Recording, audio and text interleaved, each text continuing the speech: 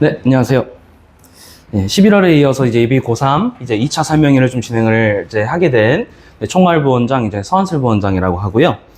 오늘 같은 경우는 그래도 이제 아마 어머님들이 이 부분이 궁금하실 수가 있어요. 지금 이제 예비 고3 설명회가 좀 굉장히 많이 나눠서 진행이 되고 있는데 11월에 했는데 왜 또 하냐 이렇게 생각하실 수도 있는데 이렇게 차이를 생각하시면 될 것 같아요. 11월은 수능 직후였기 때문에 이제 수능을 포함해서 입시 제도 자체에 대한 정보 전달이 목적이었다면은 지금 12월은 이제 저희가 이제 겨울 학기 개강을 앞두고 있기 때문에 그 겨울 학기 때 어떤 수업을 좀 중점으로 진행을 하느냐, 예비고3은 어떤 수업을 들을 수 있느냐, 혹은 국어 이제 논술별로 어떤 프로그램이 있고 어떤 커리큘럼에 의해서 이제 진행을 하느냐, 여기에 맞춰져 있다고 생각하시면 될 것 같아요. 그래서 조금 더 이제 저희 수업 위주의 이제 정보 전달이 될 것 같다라고 말씀드릴 수가 있겠고, 그래서 좀 진행을 바로 하게 되면 바로 이제 강사진 소개는 이건 아마 저번 설명회 때랑도 거의 똑같을 거예요. 저희 국어를 진행하고 계시는 조소민 선생님, 그리고 이제 저도 같이 진행을 하고 있고요. 그래서 수는 저희 이제 특히 고3 전담 하신 선생님이시고, 뭐 이제 뭐 강남이라든가 분당 이런 데에서부터 재종반부터 시작해서 지금 저희 이제 서울국어 논술학원에 있는 친구들까지 같이 이제 관리를 하시면서 국어 수업을 하고 계시는 완전히 고3에게 맞는 실전 국어. 그러니까 이제 정말 모의고사를 이제 풀고 있는 친구들의 입장에서 이제 분석을 하셔서 고3 어쨌든 간에 특히 국어 같은 경우는 문학은 외부 지문이 처음 보는 지문이 가능성이 높고 작품의 가능성이 높고 독서는 당연히 그렇잖아요. 그런 부분에 영역별로 어떻게 들어가면 되는지를 설명해 주실 겁니다. 그거를 화작 언매로 또 이제 나눠서 말씀해 주실 거고, 그 다음으로 나온 선생님이 이제 저 다음에 이제 조쌤 다음에 들어오시는 송건희 원장님이시고, 논술 저희 이제 원장님이시자 분당 수지 쪽의 논술을 이제 계속 하고 계신 분이신데, 이제 저희가 이제 분당 수지에서 송건희 선생님과 함께 논술을 진행한 지가 굉장히 오래됐어요. 지금 거의 15년째가 돼가는데, 이제 계속 꾸준히 또 이제 저희가 또 입소문도 타기도 했고, 또 결과가 또 비례해서 또 잘 나오고 있어가지고, 그래서 이제 그래도 분당 수지 쪽에서는 송건희 선생님 하면은 논술로 많이 그래도 어머님들이 좀 알고 계시지 않나. 실제로도 많이 이제 얘기가 나오는 걸로 알고 있고, 또 아무래도 계속 그 현업에서 종사하시는 또 이제 전문가이시기 때문에, 그리고 또 논술 자체가 강의식 수업이 아니라 1대1 첨삭식 수업이시기 때문에 굉장히 상세하게 학생별로 지도가 가능하다, 이런 부분을 아마 이따가 더 자세하게 말씀을 해주실 겁니다. 그렇게 이제 알고 계시면 되고, 네. 그때도 넣었지만 한 번 더 시간표를 넣는 겁니다.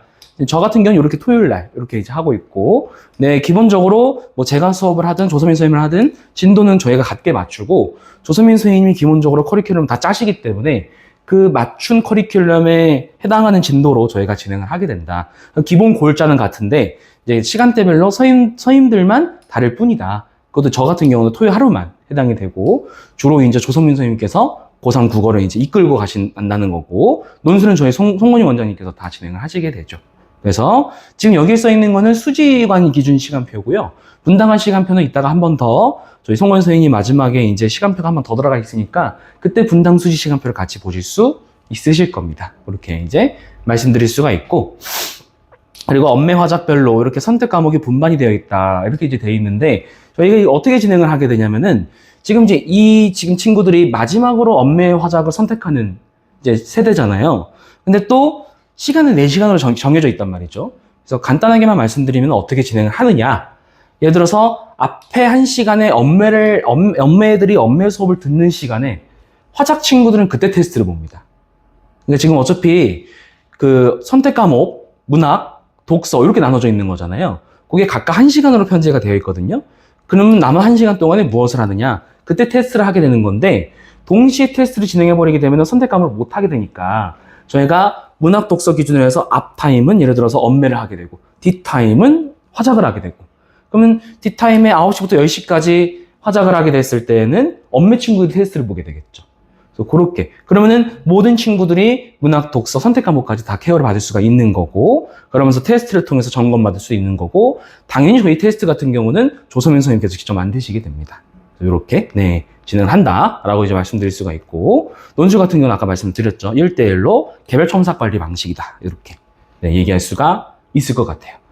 사실 이 부분은 뭐 공통적인 부분이라서 뭐 핵심적인 부분은 저희 선생님들한테 직접 들어보시는 게 좀 나을 것 같으니까, 네, 바로 이어서 조소민 선생님 들어오실 거거든요. 그래서 뭐 특히 국어 이제 예비 고3인 친구들이다 보니까 확실히 이제 국어에 대해서 조금 더 좀 학생들 입장에서도 실감도 많이 날 거고, 지금 현실적으로 맞닥뜨리는 어려움이 있을 거예요. 뭐 내신적인 어려움이야 고1, 2 때 계속 있지만, 고1, 2 애들의 특징이 모의고사가 조금 이제 수능 같은 것들이 좀 아득하다고 생각을 해요. 좀 멀리 있다. 근데 예비 고3 친구들은 이제 발등에 불이 떨어진 거죠. 지금 기준 따지게 되면은 이제 1년도 안 남은 거잖아요. 그죠? 그런 상황이다 보니까 그 부분에 대한 전략을 충분히 이제 물어보시면은 말씀을 잘 해주실 겁니다. 네. 저는 이제 고3 수능 수업하는 조성민이고요. 오늘은 제가 원래 이제 저희 학원에서 11월 달에 설명을 한번 했었는데, 그때는 이제 수능에 좀 자세한 얘기가 들어있었고, 오늘은 이제 수능 공부에 대한 얘기로 좀 자세하게 말씀을 좀 드려볼까 합니다.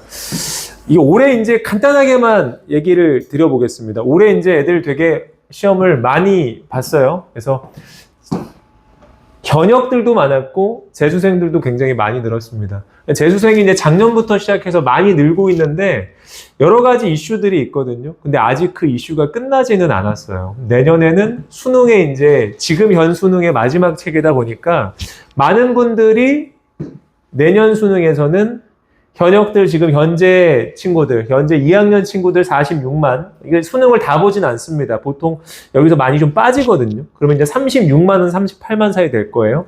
그 재수생들이 지금 요번에 통계로 한 18만 정도 되는데 조금 더 들어올 걸로 예상을 하고 있습니다. 그래서 실제로는 여기서 크게 다르지 않을 거다, 이렇게들 말씀을 많이 하시는데, 평년에 비해서 많이 올라갔기 때문에 학생들 등급 맞기가 더 어렵겠죠. 그리고 재수생들이 1등급 되게 잘 맞아갑니다. 그래서 실제로 재수생들은 뭐 국어 같은 경우도 보면 1등급의 비율이 4%지만 재수생들이 90%를 가져간다, 이렇게 얘기하거든요. 그러면 현역들은 10%를 나눠서 가져가겠죠. 그래서 실제로 재수생이 많은 시험은 현역들, 우리 친구들이 등급 맞기가 좀 어렵습니다. 내년에는 그런 어려움이 좀 예상되는 해예요. 올해 이제 수능 많이 좀 들어보셨을 겁니다. 난이도 되게 어려웠다라고 많이 얘기하잖아요. 가장 문제가 됐던 게 이제 올해 평가원장님 사퇴하신 게 영어 때문이었습니다. 영어가 많이 어려웠다. 뭐 제가 영어 전공자는 아니라서 뭐 자세한 말씀을 드릴 수 없었는데 영어가 많이 어려웠나 봐요. 국어도 지금 이제 원점수로 제가 표기해 놓은 건데 이게 89, 85점입니다. 85점 정도의 시험이라면 연태까지 수능을 쫙 훑어봐도 한두 번 정도밖에 없었어요. 그 정도로 난이도가 되게 높았다는 건데, 근데 문제는 지금 저 점수만 보면 와, 되게 어려운 시험이 아니야? 이렇게 느껴지실 수 있지만, 올해 제가 생각하는 변별력은, 그러니까 난이도를 올리는 올해의 변별력은 지문이 엄청 어렵거나 문제가 엄청 어려운 건 아니었습니다. 선생님들끼리 이제 저희는 이제 그 수능 시험지가 온라인에 올라오기 전에 미리 좀 학원에서 미리 좀 받아보게 해서 저희들이 미리 풀고 선생님들이 이제 총평을 남기거든요. 그걸 종합해서 이제 발간하는데, 선생님들끼리 모여서 푸는데 대부분이 올해 수능에 대해서 그리 안 어렵다고 생각했어요. 별로 안 어렵다라고 생각했는데 막상 까보니까 이런 일이 벌어진 거죠. 그럼 어디서 그런 차이가 있었냐? 저는 이제 크게 두 가지로 보는데, 첫 번째는 아이들의 학업 능력치가 전반적으로 좀 예전에 비해 좀 떨어진 게 맞습니다. 그래서 코로나 세대들이 이제 전격적으로 수능을 치는 세대들이 됐는데 그런 부분이 좀 있고요. 그다음에 요게 제일 중요합니다. 이제 그런 것들은 아이들의 이제 공통된 문제니까, 요번 수능에서는 어떤 게 많이 변별력을 만들었냐? 지문과 문항이 어려워진 것은 아닙니다. 근데 예전들의 기출들에서 아이들이 기대했던 기대값이 있어요. 근데 거기서 많이 벗어나는 경향성이 출제가 됐습니다. 그러니까 내가 기대한 건 이건데 새로운 것들이 나오면서 내가 생각했던 틀 방법이 잘 먹히지 않네? 여기서 아마 조금 어려움을 느꼈을 거예요. 그래서 올해는 마지막 수능이라서 또 어떻게 이제 마무리를 하실지 모르겠지만, 작년에 6월, 9월 수능에 단 한 번도 신유형이 안 나온 적이 없었거든요. 그런 것들을 좀 종합해 보자면 아이들이 올해 수능 대비하기는 만만치 않을 것 같다. 새로운 경향성이 많이 늘었다. 이렇게 보고 있습니다. 결국 올해 이제 평가원 시험에 6월, 9월 수능 전부 다 지문과 문제가 엄청 어려운 건 아니지만, 연태까지 하지 않았던 시도들을 하면서 아이들에게 많이 변수를 줬기 때문에 아이들이 가지고 있는 기준에 맞게 문제 풀기가 되게 어려웠다. 이렇게 지금 선생님들끼리 많이 얘기를 하고 계십니다. 그래서 이제 우리가 국어를 어떻게 이런 상황에서 어떻게 잘해야 하는가. 그러니까 저는 이제 크게 세 가지로 보는데요. 첫 번째는 아이들이 이제 피지컬적으로 어쨌든 능력치가 좀 필요합니다. 피지컬은 국어에서 말하는 피지컬은 아주 막 심도 있는 이해 이런 걸 얘기하는 건 아니고 어쨌든 문장 하나 읽으면 이해가 돼야 될 거 아니에요. 그 정도 말하는 피지컬이에요. 그래서 이 피지컬은 점점 좋아져요. 그래서 피지컬이 국어 실력이라고 만약에 보자면 이렇게 올라갑니다. 그래서 여기 되게 힘든 시간을 많이 겪어야 돼요. 그래서 이 피지컬은 아이들이 단어도 알아야 되고 문장 단위로 이해할 수도 있어야 되고 더 나아가서 문장과 문장을 연결해서 사고할 수 있어야 되는데 요건 선생님이 해주는 역할보다 학생들 개인의 역할이 훨씬 더 큽니다. 연태까지 내신에서는 이걸 기를 수가 없었던 게 아이들이 선생님 필기 열심히 베껴서 달달 외워가서 시험 봤잖아요. 근데 이제는 그런 게 없어요. 늘 새로운 지문이 나오고 늘 새로운 문제가 나오기 때문에 내가 외워서 문제 풀 수 있는 게 없습니다. 늘 새로운 건 늘 새롭게 분석하는 방법이 필요한데 요 기본적인 피지컬은 아이들이 공부하고 숙제하면서 천천히 시간 투자해서 늘리는 영역이에요. 선생님은 방법을 제공해주고 실제로 요 영역에 해당하는 건 아이들이 많이 시간을 많이 투자해야 됩니다. 그럼 이제 수업에서는 어떤 걸 많이 다루게 되냐? 방법과 전략이라는 걸 많이 다루게 됩니다. 이 방법은 어떤 거냐면 수능은 유형화되어 있어요. 80분에 45문제를 풀고 독서 몇 문제, 문학 몇 문제 다 결정되어 있습니다. 그리고 지문의 구성 방식이나 문제의 세팅도 다 결정되어 있어요. 그럼 그 결정되어 있는 방식에 맞게 어떤 글을 읽을 때 어떻게 읽어줄 거야? 목적이 다 다르게 있습니다. 어떤 문제를 풀 때 어떻게 접근할 거야? 이것도 하나하나 다 다르게 있습니다. 제가 생각했을 때 가장 국어를 완벽하게 잘하는 친구들은 1번부터 45번까지 모든 글의 읽기 방법을 가지고 있고 모든 문항의 접근법을 다 가지고 있는 친구, 그리고 그걸 늘 할 수 있는 친구가 가장 잘하는 친구라고 저는 보거든요. 그래서 사실 막연하게 그냥 읽고 그냥 푼다, 이건 1년이라는 시간 안에 아이들이 새로운 공부를 하면서 그 정도의 경지에 도달하기는 좀 어렵다고 봐요. 되게 이상적인 경지지만 저는 연태까지 수만 명 친구를 경험하면서 그 정도 피지컬을 갖고 있는 친구는 한 2명 정도 봤습니다. 거의 없어요. 그럼 아이들은 1년 안에 이거를 완벽한 어떤 완숙의 경지로 이끌 수 없다면 여기에 많이, 즉 수능이라는 게임에서 내가 룰을 잘 활용해서 이길 수 있는 방법들을 많이 공부해야 됩니다. 이렇게 두 가지가 챙겨지게 되면 마지막이라는 이 80분이라는 시간을 어떻게 운영할 건지가 남아 있습니다. 그래서 학생들 개인차가 다 있거든요. 누구는 물론 다 100점이랑 1등급 맞으면 좋지만 실질적으로 아이들의 목표가 2등급, 3등급에 있는 경우들도 많아요. 근데 얘네들이 100점을 향해서 맞추는 전략을 활용할 수는 없거든요. 2등급은 2등급다운 전략, 3등급은 3등급다운 전략이 있습니다. 그런 상황에 맞게 버릴 만한 문제도 취할 만한 문제도 있고 본인의 약점과 강점을 분석해서 어떤 문제를 어떻게 다룰지도 시간 안배를 어떻게 할지도 전부 다 전략으로 만들어주는 거예요. 결국 1년이라는 시간 안에 학생들 개인이 고민할 땐 피지컬을 열심히 올려주고 방법과 전략을 선생님과 이제 왔다 갔다 하면서 본인의 방법과 본인의 전략을 세밀하게 다루는 게 1년 커리가 되겠습니다. 예전에 제가 지난번 이제 설명회 때 한 말씀드렸는데 예전에 이제 2021학년도였을 거예요. 그때 국어가 엄청 어려운 시험이었습니다. 역대급으로 어려운 시험이 있는데 당시 서울대 교수님 출신이었던 평가원장이 국어 시험을 시간을 안 재고 풀어봤어요. 100점 만점입니다. 그때 평가원장님이 60점 맞았습니다. 올해 이제 2025년도에 수능 보기 전이라고 제가 기억하는데 그 유튜브에서 과학 교수님들이 나와서 30분 재고 과학 문제 한번 풀어봤습니다. 30분을 재고 과학 문제 50점 만점이거든요. 50점 만점에 30분을 재고 풀었는데 4분의 교수님의 평균 점수가 10점이었습니다. 이게 뭘 의미하냐면 그분들이 가지고 있는 피지컬은 엄청나게 완숙되어 있겠죠. 근데 그분들은 게임의 룰을 모르는 거예요. 그러니까 이게 얼마나 중요한지를 좀 보여주는 그런 좀 사례가 되겠더라고요. 그래서 학생들이 이런 것들을 좀 다루는 방식을 공부한다. 근데 이게 18년 동안 했던 고2까지의 공부랑은 완전 방향이 다르거든요. 그래서 요게 조금 처음에는 좀 익숙하지 않고 어려울 수 있겠습니다. 제가 이제 몇 가지 좀 보여드리려고 가지고 왔습니다. 이제 자세한 얘기들인데요. 독서는 총 17문항의 내지문이 나옵니다. 보통 독서를 17문항의 내지문을 풀 때 학생들이 기본적으로 기대하는 기대값은 32분에서 35분 정도를 풀어요. 이렇게 이제 구성이 되어 있습니다. 독서론이라는 1번에서 3번 영역이 있습니다. 얘는 이렇게 푸는 친구들이 있더라고요. 독서론을 1번부터 3번까지 푸는데 지문에 엄청 자세하게 분석하고 막 하나하나 집중해서 읽어요. 그건 잘못된 방법입니다. 독서론은 디테일을 엄청나게 요구하지 않고 가볍게 이해해서 크게 덩어리로 이해하고 푸는 문제거든요. 난이도가 어렵지 않기 때문에 문제 변별력이 그렇게 크지가 않은 영역이에요. 그래서 선생님 근데 제가 읽었는데 기억 안 나면 어떡해요? 찾아서 확인하기고 나쁘지 않습니다. 그러니까 이런 종류의 글들을 막 이해해서 막 열심히 뭐 심도 있게 이렇게 푸는 접근하는 방법은 아니에요. 인문과 예술 지문이 지금 이제 4번, 9번 자리에 보통 나오는데 저기 이제 보시면 가나라고 되어 있는, 그러니까 네 지문 중에 유일하게 두 지문으로 구성된 이 세트 구성입니다. 인문 지문이 4번, 9번 자리가 가나로 출제되는데, 네. 네.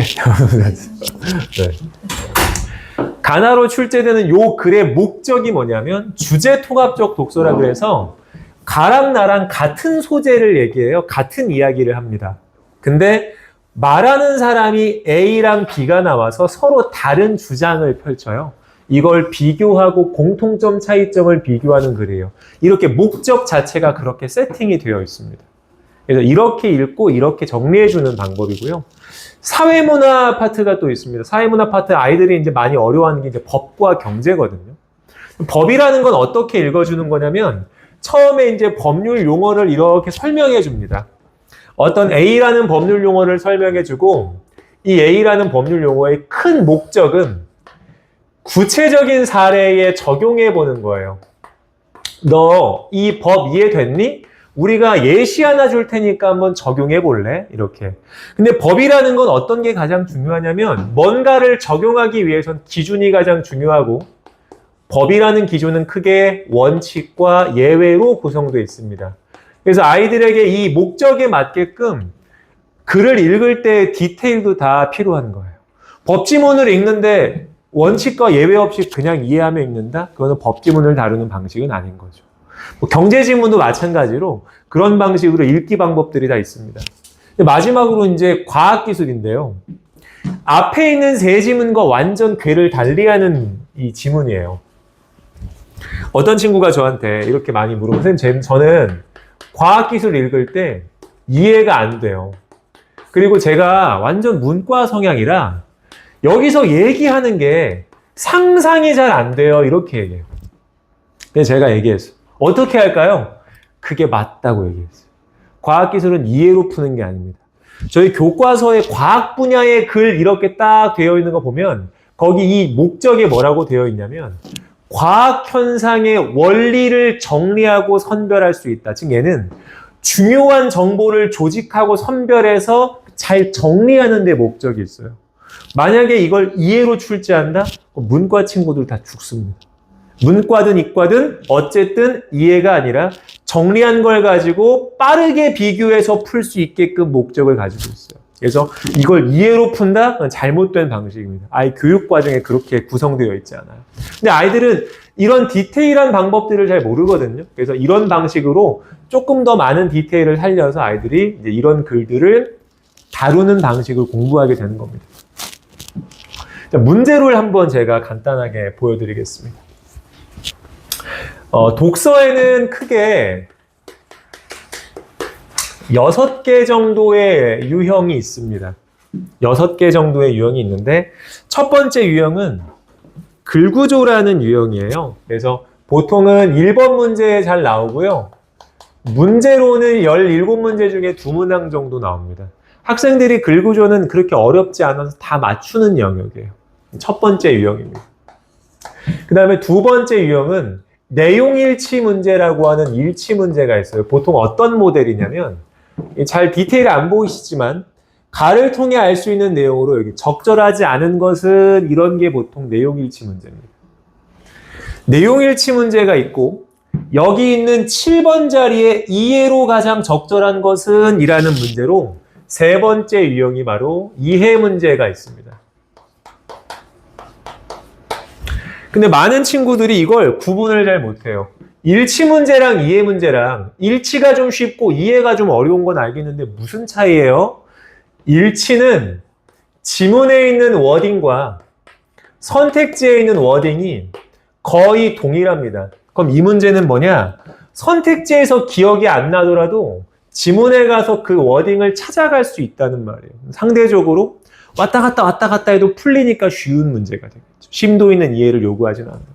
근데 여기 있는 이해 문제는 뭐가 다르냐면 지문에 있는 말과 선택지에 있는 말이 완벽하게 일치하진 않아요. 지문에 분명 과일이라고 적혀 있었는데 선택지에는 수박이라고 나와요.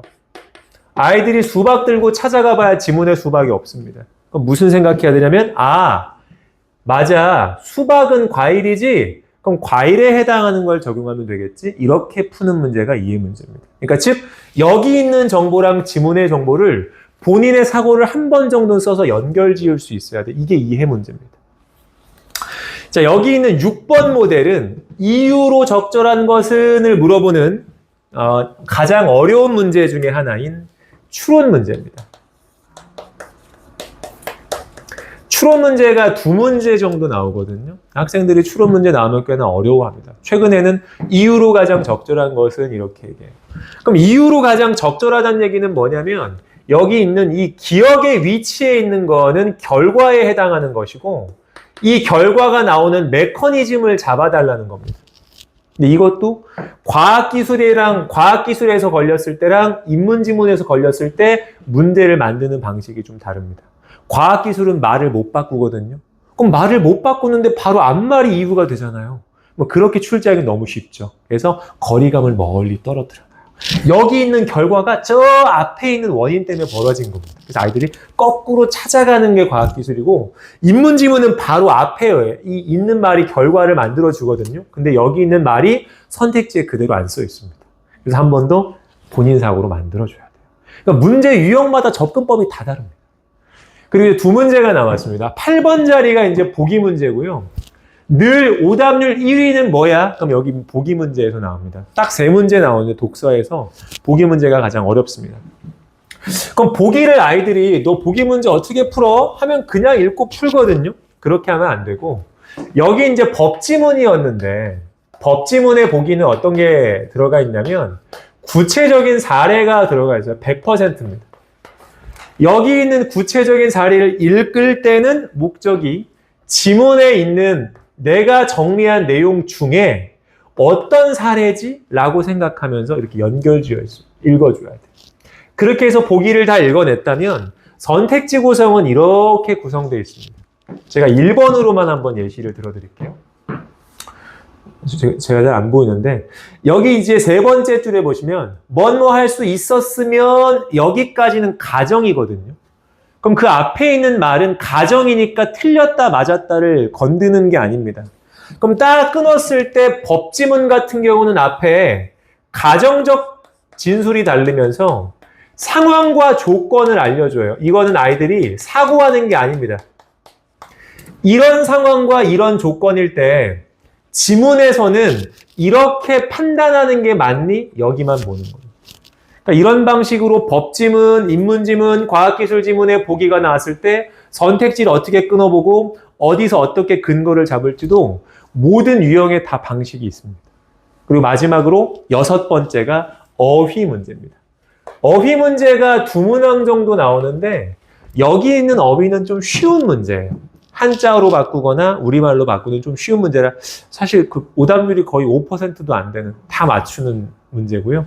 나머지 이제 한 문제가 이제 조금 어렵게 출제될 수도 있는 문제인데 거기도 방식이 또 있습니다. 그래서 아이들이 그냥 막연하게 그냥 읽고 그냥 풀어 똑똑한 놈이 잘하는 거지가 아니라 선택지가 어떻게 구성되고 글이 어떻게 구성되고 문제 유형에 맞게 어떻게 사고해서 근거내야 되는지를 다 디테일하게 연습하고 가야 돼요. 1년 동안 이거 하는 겁니다. 그래서 제가 독서를 가지고 이제 한번 예시로 보여드렸고요.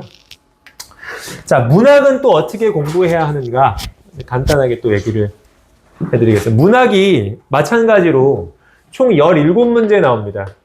근데 아까 독서에서 한 35분까지 쓴다 그랬는데 문학은 25분 정도 이쪽 저쪽이 제일 좋아요. 독서보다 10분 정도를 적게 쓰는 영역입니다. 이유는 문학은 EBS에서 아는 걸 만들어 놓기 때문에 아는 걸 활용할 수 있는 것들도 있고요. 그리고 변별력이 독서보다는 평균적으로 좀 낮습니다. 독서가 더 어렵고 문학이 조금 더 수월할 수 있습니다. 크게 4가지 영역 나옵니다. 고전산문, 갈래복합, 현대소설, 운문복합. 고전산문이 말 그대로 옛날 소설이거든요. 근데 아이들이 여기서 그냥 읽기적으로 부담이 많이 돼요. 옛날 이야기라 말도 지금과 다르고 사람을 부르는 호칭도 많이 다릅니다. 그래서 평가원도 그걸 잘 알고 있기 때문에 야, 니들 이거 어렵게 내면 좀 어렵겠지? 내용만 잘 이해해. 그래서 대부분의 문제가 디테일한 내용일지를 물어보는데 포커스가 되어 있습니다. 만약에 지문을 잘 읽었고 이해했다? 문제는 좀 허무할 정도로 쉽게 나오는 파트가 좀 고전산문이 되겠습니다. 갈래복합이 여기서 이제 가장 변수가 많고 어려운 변별력을 가지고 있는 문제인데 갈래복합은 보통 한 지문이 아니라 3지문 정도로 구성돼요. 3지문이 구성이 되는데 이 3지문이 이렇게 구성되어 있거든요. 시험지가 아이들이 이렇게 가로로 넓게 풀어요. 한 지문이 전부 다 지문입니다. 한 면이. 그리고 여기에 6문항이 걸립니다. 그럼 아이들이 이 6문항 선택지 30개고 가나다를 다 읽어야 됩니다. 한 지문, 이 한 장에 있는 걸. 보통 몇 분 정도에 완성이 돼야 되냐면 10분 정도에 완성을 시켜야 됩니다. 이 영역을. 그러다 보니까 이걸 다 읽고 6문제 선택지를 다 보고 이게 사실 좀 어려워요. 그래서 얘는 가장 중요한 게 가와나에는 비교적 짧은 운문이라는 시가 나오고요. 다에는 비교적 좀 긴 수필이라는 게 나오는데 이걸 가나다를 다 읽고 문제 푸는 게 아니라 상황에 맞게 되게 최적화된 전략이 있어요. 그래서 가에는 보통 EBS를 한 친구들은 아는 지문이 하나 나오고 모르는 글이 나왔을 때 아는 걸 활용해서 어떻게 문제를 풀고 모르는 글을 만났을 때는 보기를 어떻게 활용해서 목적을 잡고 어떻게 읽고 수필은 되게 길기 때문에 다 읽고 푸는 게 아니라 어떻게 수필을 최소화해서 읽고 문제를 들어갈 수 있는지 되게 전략이 많이 필요한 영역입니다. 그런 것들을 또 이제 학생들이 다루게 되고요. 현대소설은 고전산문이랑 마찬가지로 소설 파트입니다. 근데 얘는 이미 읽기가 어려워서 내용 이해를 많이 물어보는데 얘는 읽기는 어렵지가 않아요. 그래서 여기서 지금 얘기하고 있는 건 내용만 이해해가 아니라 요 안에 담겨있는 함축적인 의미, 상징 이런 것들도 네가 한번 유추할 수 있을까? 보통은 이렇게 많이 출제를 합니다. 그래서 그런 것들은 아이들이 본인이 주관으로 생각하기는 힘들거든요. 그래서 보기를 잘 활용해서 보기의 상황의 방향성에 맞게 그 의미를 연습해서 읽어주는 방식이 가장 좋습니다. 현대에서도 그리 어려운 파트는 아닌데 마지막 이제 운문복합이고요. 말 그대로 시가 2개 정도 나오는 요 파트입니다. 얘는 가나로 구성이 되어 있고 보통은 3문제가 걸리는 게 일반적입니다. 그럼 이제 지문은 2개고 3문제밖에 안 걸리기 때문에 아이들이 이걸 보통은 3분에서 4분 정도를 가지고 풀거든요. 지문 2개 읽고 3문제 푸는 3, 4분 정도 걸립니다. 그래서 얘도 가장 시간을 짧게 써야 되기 때문에 가장 중요한 건 아는 걸 가지고 어떻게 활용하고 새로운 걸 접근할 땐 어떤 기준에 의해서 가지고 올라가서 말취독하는지 그런 것들의 전략이 되게 중요한 영역입니다. 그래서 아이들이 그냥 막연하게 어떤 작품을 이해하고 어떤 작품을 정리하고 그런 차원이 아니라 되게 문제가 나오는 방식에 맞게끔 효율적이고 디테일한 전략들이 다 필요합니다. 자, 마지막으로 예시를 하나 보여드리고 이제 마무리를 하려고 하는데요. 22번이 이제 문학에서 꼭 나오는 표현상의 특징이라는 겁니다. 표현상의 특징인데 아이들이 이제 요거를 공부할 때 그냥 막연하게 느낌상 가는 경우가 많아요. 하지만 이제 공부를 이렇게 해야 합니다. 2번 선택지에 이제 관조라는 표현이 있는데 이거 아이들이 다 아는 문학적 개념이에요. 관조라는 게 그 개념서에 이렇게 쓰여 있습니다. 대상과 거리감을 두고 객관적으로 최대한 묘사한다 이렇게 되어 있어요. 근데 아이들이 그렇게 보고 거리감을 두고 객관적이면 되는구나 이해하고 딱 들어가요. 찾아볼래? 그건 못 찾습니다. 거리감이 뭔데?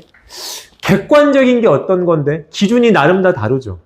그래서 아이들이 개념을 공부할 땐 이렇게 공부하는 게 아니라 확실하게 구분할 수 있게끔 공부를 해야 됩니다. 여기 있는 관조는 아까 제가 말씀대로 최대한 객관적으로 쓰는 겁니다. 근데 객관이라는 건 사람마다 기준이 다 달라요. 얼마나 객관이면 객관적일까? 그래서 평가원은 이걸 완벽하게 출제하기 위해서 이렇게 출제해요. 객관의 반대말은 주관입니다. 그러면 가장 주관적인 거는 이런 걸 거예요.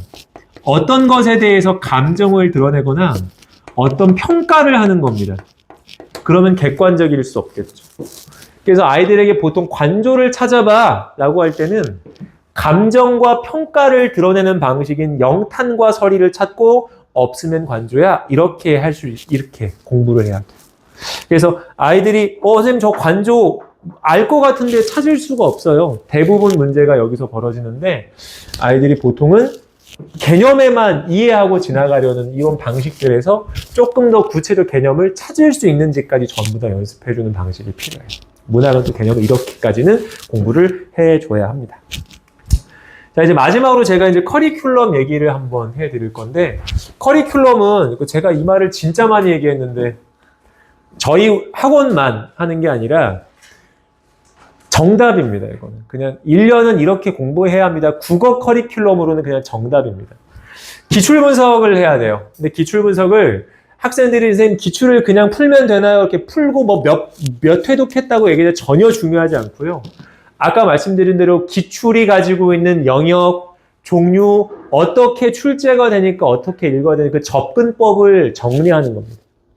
기출은 이렇게 냈으니까 기출을 또 보려면 이런 접근법이 필요하겠구나. 접근법을 정리하고 아까 문제 유형에 대한 얘기를 말씀드렸는데 독서 문제 유형이 6개야? 그럼 거기에 맞게끔 선택지를 다 끊어서 어떻게 구성되고 어떤 방식으로 근거낼 수 있는지를 다 정리해 두는 겁니다. 이게 보통은 한 3개월에서 4개월, 정말 길게 끌고 갈 때는 6개월, 9개월 할 수도 있어요. 그만큼 기출 분석 중요합니다. 그 다음에 이제 EBS 연계를 공부를 합니다. 이게 보통 이제 3월 달부터 이제 커리큘럼으로 들어가는 경우가 많은데 학교에서도 EBS 수능 특강이라는 걸 쓰고 그리고 EBS의 수능 특강과 수능 완성 요 두 권이 실제로 수능에 연결되어 나오기 때문에 그래도 EBS를 보는 게 좋습니다. 근데 이제 그럴 수가 있어요. 제가 기출 분석도 해야 되고 EBS도 봐야 되는데 이거 양이 너무 많은데요. 그래서 그렇게 위해 제가 제일 추천드리는 방식은 기출 분석을 했으면 나름대로 정리해 놓은 방법들이 있을 거예요.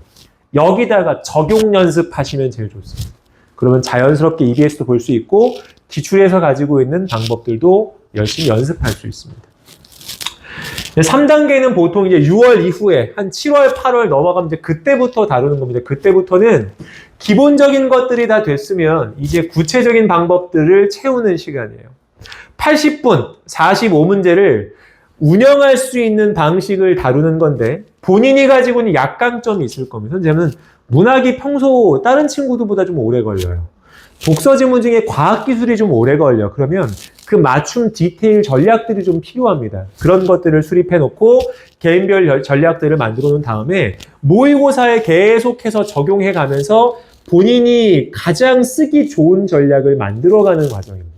이렇게 해서 본인이 만든 전략을 가지고 마지막에 실전 파이널. 모의고사를 많이 풀다 보면 모의고사도 약간의 변주가 있거든요. 언제는 이렇게 나오고 언제는 저렇게 나오고 그러면 내가 늘 쓸 수 있는 전략이 똑같이 적용되지는 않을 거예요. 그래서 거기에 내가 가지고 있는 전략들을 여러 가지 유형에 적용할 수 있게끔 디테일을 만드는 시간이고 실전 감각과 연계체감, EBS를 여기서 또 한 번 다룰 수 있는 방식 그리고 조금씩 변하는 전략의 디테일들을 바꿔서 최종적으로 수능에 쓸 수 있게끔 이렇게 들고 가는 시간이 파이널입니다. 그래서 아이들이 이제 이렇게 이제 1년을 지나오는데 기출 분석이 가장 중요해요. 여기서 만약에 퍼센테이지로 따지면 여기 절반은 넘을 겁니다. 그래서 기출 분석 많이 해야 되고 이렇게 이제 구성이 되어 있습니다. 제가 이제 마지막으로 한마디만 말씀드리고 이제 마무리하겠습니다. 올해 수능에서 가장 중요했던 건 25년 6월, 9월 수능에서는 새로운 경향성이 뭐가 많았어요. 근데 새로운 유형이 왜 아이들에게 부담되냐면 아까 제가 말씀드렸죠.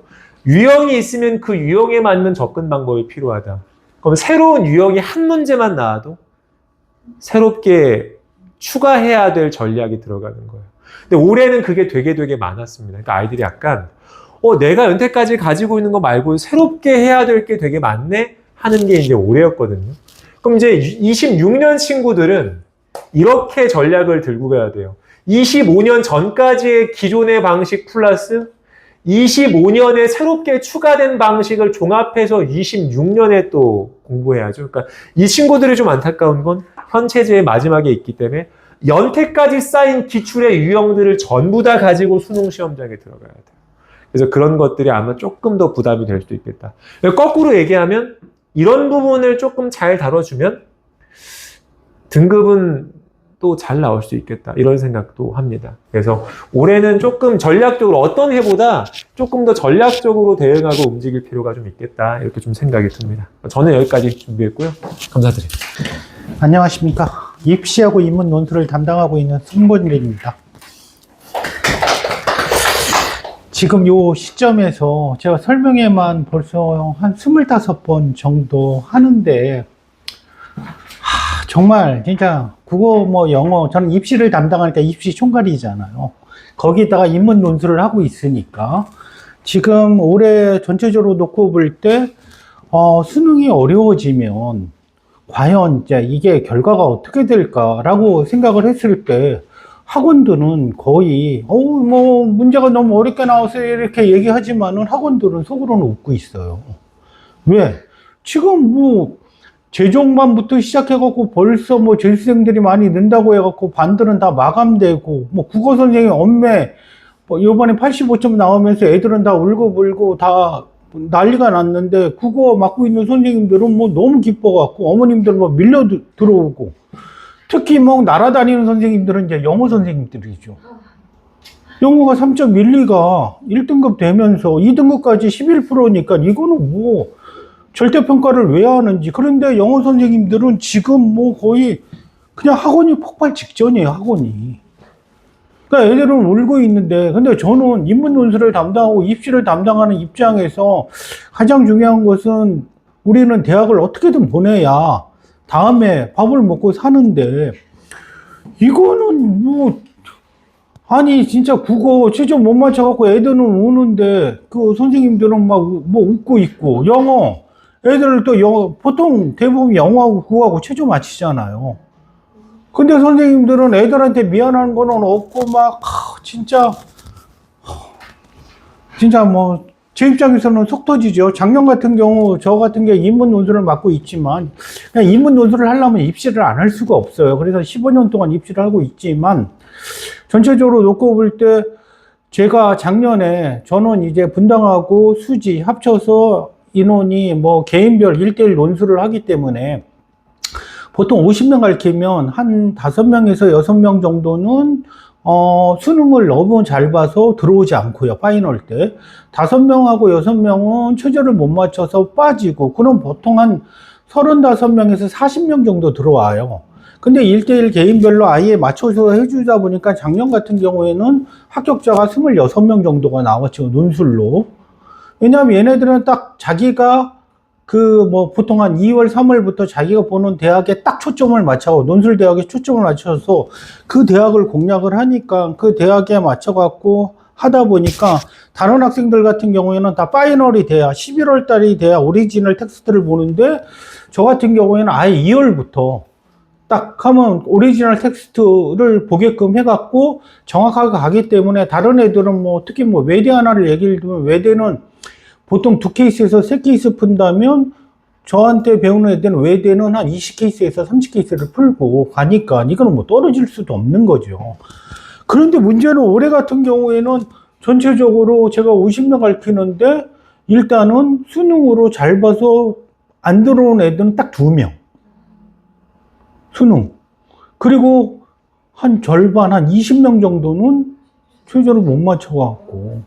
그럼 뭐 저 같은 경우에는 올해 25명에서 30명 정도 데리고 애들을 하는데, 저 같은 경우는 어머님들한테 가장 많이 전화 받은 것은 무엇이냐면, 어머니 죄송하지만 선생님 저 같은 경우 얘가 성균관대, 서강대 좀 높게 가려고 하잖아요. 논술 같은 경우에는. 그러다 보니까 성균관대, 서강대, 중앙대, 한양대 이런 데를 한 두 달 정도 공부를 했는데, 그래서 한 20케이스를 풀었는데 거기를 볼 수가 없으면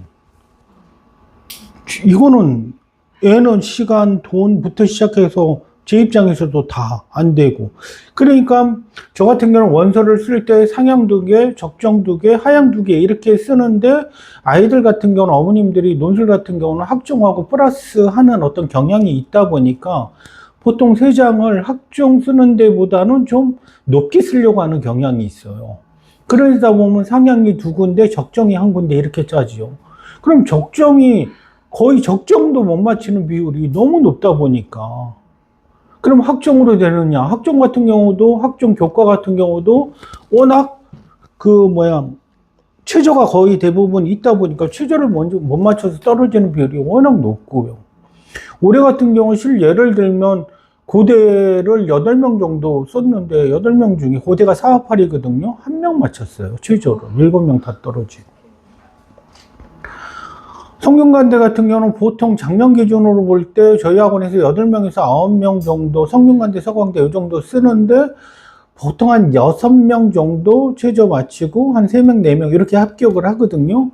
올해 같은 경우에도 쓰긴 8명, 9명 썼는데 나타나긴 4명 나타나고 한두 명 붙고, 작년 같은 경우에는 진짜 서강대만 4명이 합격했는데 서강대 같은 경우는 서강대를 마친 3합치를 마친 비율이 4명이 안 돼요. 그러니까 올해 같은 경우도 2~3명 정도 합격을 하고 이렇게 된다라고 보시면 돼요.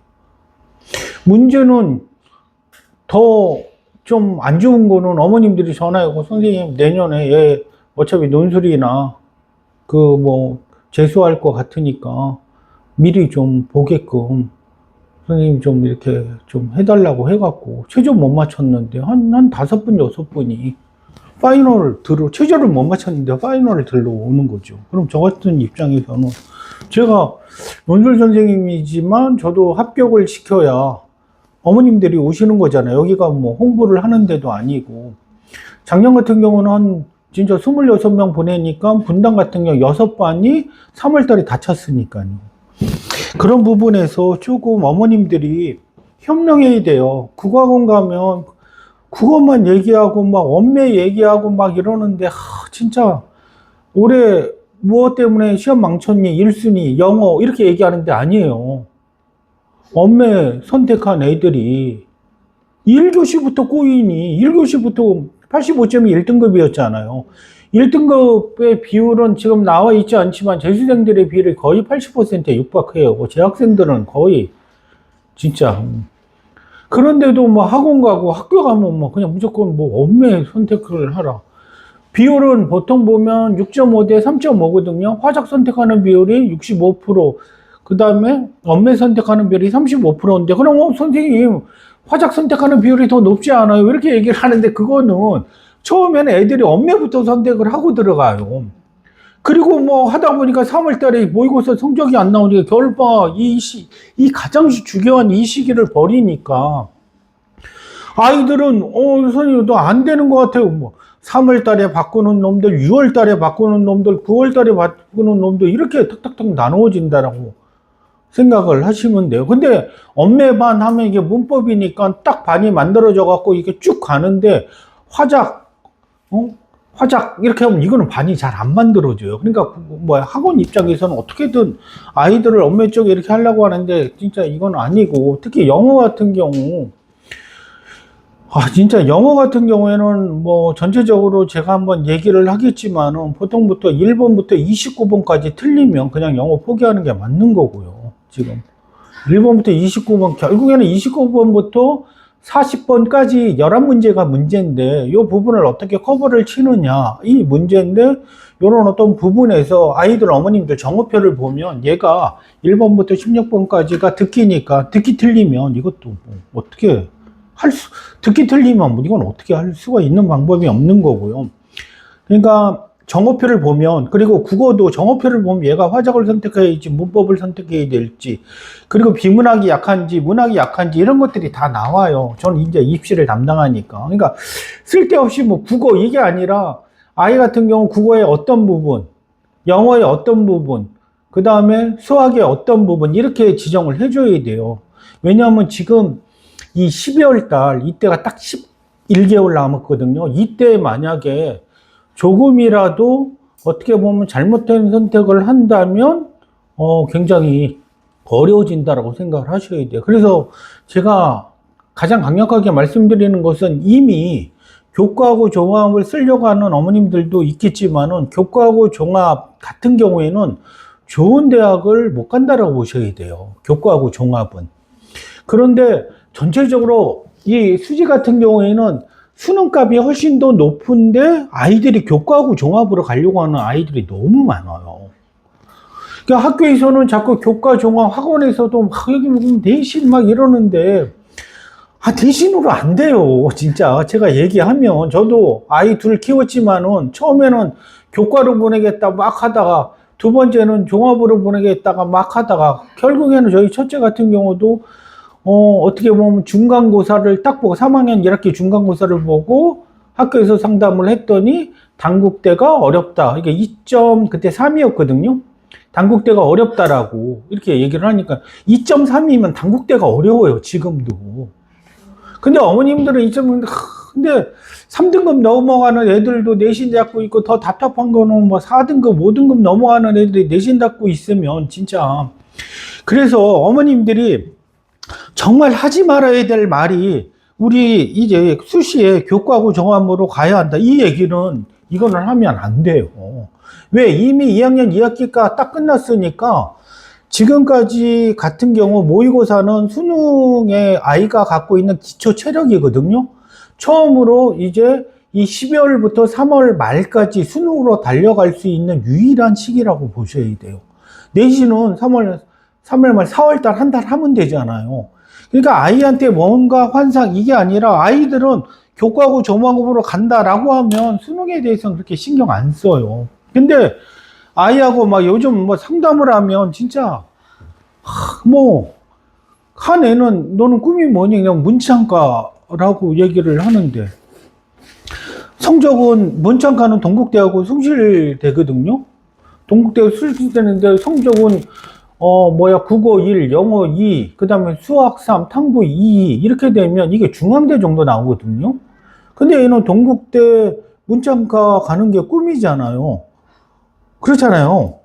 근데 아이 같은 경우에는 이제 거기 봤더니 수시나 정시 이런 거 봤더니 실기가 있다는 거예요. 실기가 동국대.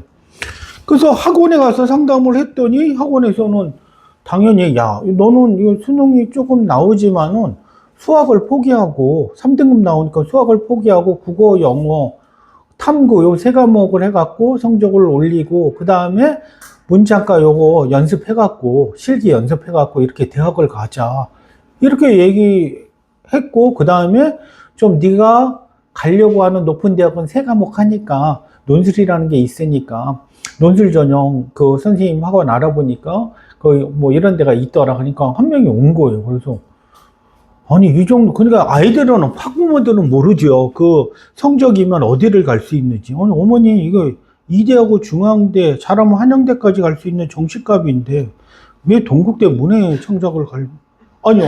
그러니까 이게 그 정도 돼요. 얘는 수학이 어려워갖고 3등급인데 아니요. 수학이 3등급이면 못하는 게 아니에요. 수학이 2등급 나오면 연고대를 갈 수 있는 성적인데 지금 무슨 얘기를 하고 있냐고. 얘가 왜 실기를 해야 되냐고. 그런데 아이 얼굴을 봤더니 아이 완전히 똥 씹은 표정이에요. 아이는 수학을 이미 포기하고 나는 국어, 영어, 탐구만 하겠다라고. 그러니까 아이한테 헛바람을 이렇게 부는 거죠. 어머님들이 교과 종합 얘기하는 순간 아이들은 수능하고는 멀어진다라고 생각을 하셔야 돼요. 그래서 12월 달에 정말 하지 말아야 될 거는 교과하고 종합을 얘기해. 너는 수시, 아니야, 너는 정시로 가야 돼. 왜냐하면 얘가 교과를 쓰든 종합을 쓰든 이 지역은 대도시권이기 때문에 어차피 최저 있는 거 쓸 수밖에 없어요. 여기 있는 애들이 최저 없는 걸 쓰면 지방권에 있는 아이들한테 안 돼요. 지방권에 1점 빵빵짜리가 얼마나 많은데, 그리고 또 특목고한테도 안 되고요. 그러니까 좀 어머님들이 좀 하지 말아야 할 때, 진짜 교과. 너는 그냥 무조건 그 종합으로 간다. 그래서 지금부터 3월 말까지는 아이가 어느 부분이 필요한지 딱 해가고 국어 짜주고 영어 짜주고 수학 짜주고 특히 남학생들 같은 경우는 아예 믿지를 그냥 말아야 돼요. 그냥 남학생들은 솔직히 저는 재정만 보내라고 해요.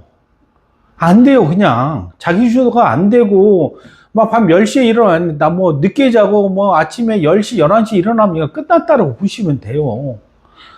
일단은 재정만 그냥 기숙 재정을 보내고 안 되면 진짜 여기 그 뭐야 메가스터디에 있는 거기 아니면 진짜 여기 인근에 있는 관령 독서실도 아침에 딱딱 오게끔 하잖아요. 그럼 그렇죠. 여학생들은 자기 주도가 되는 학생들이 있는데 남학생들은 그냥 안 된다라고 보시면 돼요.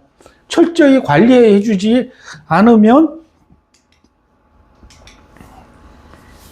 그래서 12월 달이 진짜 어머님들 지금까지 20년은 우리가 좋은 대학을 보내기 위해서 지금까지 고생을 했는데 이 12월 달에서 3월 말이 논술이래 입시에서 가장 중요한 시기라고 생각을 하셔야 돼요. 이 시기를 놓치면 이제 끝났다라고 보시면 돼요. 그러니까 어머님들 같은 경우에는 11월이 수능 모의고사인데 이렇게 얘기를 하는데 아니에요. 3월 모의고사를 딱 보면 이 아이의 전체적인 어떤 성적표가 나온다라고 생각을 하죠. 그러니까 3월 모의고사가 서울권 모의고사가 수준이 보통 3월 모의고사 정도거든요. 3월 모의고사가 그냥 수능값이라고 생각을 하시면 돼요. 그래서 어머님들 9월달, 10월달 모의고사표가 있잖아요. 9월, 10월 모의고사표와 그 다음에 3월달 모의고사를 딱 비교해 보면 얘가 성적을 치고 올라가면 앞으로 11월 달에 더 치고 올라갈 거고 얘가 유지를 한다라고 하면 유지뿐이 못해요. 그리고 여기서 보통 떨어진다라고 하면 볼장 다 봤다라고 보시면 되고요. 그리고 우리 라이너 선생님 아무리 공부해도 영어 뭐 수학이 5등급이에요. 아니면 뭐 영어가 5등급이에요. 이거는 뭐 거의 뭐 그냥 수능으로 경기대에 가기가 어려우니까 그런 학생들 같은 경우는 인서울을 하기 위해서는 일단은 세 과목을 최고치로 찍는 방식을 선택하는 게 좋아요. 세 과목만 하는 그 학생들 같은 경우에는 카톨릭대, 그 다음에 수원대, 강남대, 그 다음에 여학생들은 여대들은 세 과목 선택하는 서울여대나 뭐 있거든요. 그런 방식으로 하고 논술로 세 과목 3합6을 만들어서 서강대, 성균관대, 한양대, 중앙대 이런 데를 공략을 하는 방식이 있는 거죠. 그렇게 하는 학생들의 성공하는 학생들이 꽤 많다라고 보시면 되고 그래서 심각하게 막 수학도 막 5등급, 6등급 되는데 이거 잡으려고 하는 것보다는 지금은 잘하는 것을 잘하게끔 하는 게 가장 중요하고 그 다음에 어떻게 보면 국어, 영어, 수학, 탐구 4과목 중에 포기할 과목이 없다면 이건 정말 좋은 거죠. 근데 아이가 5등급 정도가 나오지 않는 과목이 없고 보통 4등급까지는 아직까지는 한 번은 할 수가 있어요. 그러니까 의미가 있는 것은 국어, 영어, 수학, 탐구가 100분위가 84까지 100분이 84면 보통 3334 정도면 100분이 84가 나오거든요. 그럼 이게 경기대예요. 수능의 경기대까지는 괜찮은데 뭐 강남대, 수원대, 그 다음에 인근에 있는 한신대 이런 데는 특히 한신대부터는 그냥 미달이라고 보시면 돼요. 그냥 우리 아이가 수시로 만약 5등급을 맞던 아니면 정시로 6등급, 7등급, 8등급을 맞던 그냥 한신대 정도는 갈 수 있다라고 보시면 되고요. 그러니까 중요한 것은 한신대보다 위에 있는 학교를 갈 수 있는 방법을 만드는 것이 가장 중요하다라고 생각을 하시면 됩니다. 어머님들이 이게 수능으로 감을 잡아야 되는데 국어, 영어, 수학, 탐구 이 사업팔이면 어디를 갈까요? 이거는 우리 아이 같은 경우 어머님들 모의고사 성적표 있잖아요. 모의고사 성적표 국어, 영어, 수학, 탐구는 이제 한 과목만 해갖고 n분의 1을 해도 되고 해갖고 딱 하면 우리 아이가 4합8이다 아니면 4합9다 4합10이다 이렇게 나오잖아요.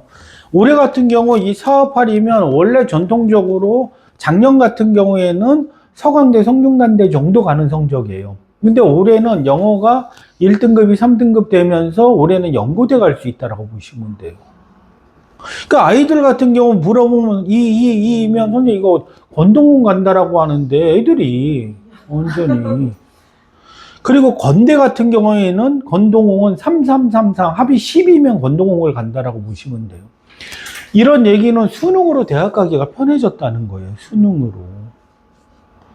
그런데 어머님들 같은 경우는 어떻게든 삐짓고 교과하고 종합으로 보내려고 하는데, 아니, 이 대도시권에 있는 어머님들이 정시를 확대시킨 거잖아요. 원래 3년 전에는 수시가 80%, 우리가 보내려고 하는 학교는 16군데는 보통 보면 수시가 80%고 정시가 20%였어요. 그런데 어머님들, 대치동, 분당, 수지 어머님들이 막 그냥 들고 일어나갖고 정시를 확대해달라고 해서 우리가 보내려고 하는 학교들은 지금 거의 수능이 50%까지 육박해요. 그런데 대도시권에 사는데도 삐짓고 교과하고 종합을 보내려고 하면 이거는 뭐 진짜 아니 흔히 얘기해갖고 그 누구야 누구지 이부진 아들 얘가 휘문고 전교 1등 했다라고 하잖아. 얘가 참 휘문고 전교 1등으로 했는데 뭘로 가요? 정시로 가요 얘네들. 아니 휘문고 전교 1등을 했는데 정시로 간다 그러면 이게 이상하지 않아요? 얘가? 그럼 수시를 썼는지 안 썼는지 그래서 제가 전화를 했죠. 휘문고에 학교에 얘 수시 안 썼다는 거예요. 수시 같은 경우에는 이과 쪽 논술을 썼다라고 하는데 내신은 뭐 전교 1등 했는데 1.3 정도 나온다라고. 1.3이면 휘문고 1.3이면 아마 서울연고대 가기 힘들어요. 그러니까 아이 같은 경우 뒤에 정시를 보고 어떻게 보면 판단을 하겠다라고 해갖고 뒤로 그냥 논술 써놓고 이렇게 하는 거죠. 그렇기 때문에 좀 어머님들이 지금 한번 잘 생각을 하고 잘 판단을 하고 국어, 영어, 수학, 탐구 중에 국어는 어느 부분이 비는지, 영어는 어느 부분이 비는지, 수학은 어느 부분이 비는지 지금 공부할 유일한 방법이거든요. 그래서 국어 학원 다니면서 어떻게 보면 국어 빵꾸 난 거는 과외로 보충을 시켜주던지 이렇게 해야 돼요.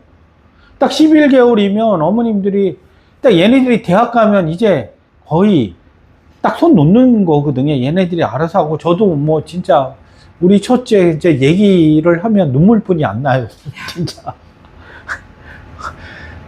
진짜 첫째 저는 이제 학원에 있고 집사람은 학교에 있거든요. 근데 아이 같은 경우는 첫째인데 3344가 나와요. 그리고 그 얘기했을 때 아까 얘기했듯이 내신은 2.3이고 근데 엄마는 학교 갔더니 3월달에 충격 먹은 거죠. 단국대뿐이 못 간다. 단국대도 어렵다. 얘기를 들으니까.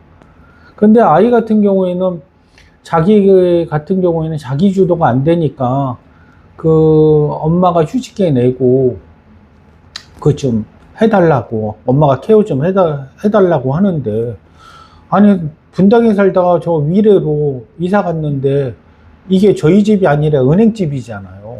그런데 애가 엄마가 휴직해 되면 5, 6천이 1년에 안 벌리는데 그럼 진짜 막 고심을 하는데 집사람이 와갖고 그러지 말고 네가 밤에 대리를 한 번 더 뛰더라도 애가 저렇게 원하고 너도 학원에 있고 하니까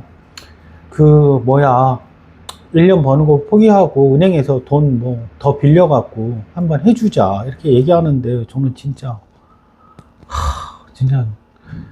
그래서 그래 내가 하니 그래도 아이가 건동홍은 가야 어머님들 앞에서 그래도 이렇게 얼굴 들고 할 수 있는 거잖아요. 그래갖고 집사람이 휴직하고 아이 케어하고 이렇게 진짜 해갖고 그래도 저는 이제 성공한 케이스죠.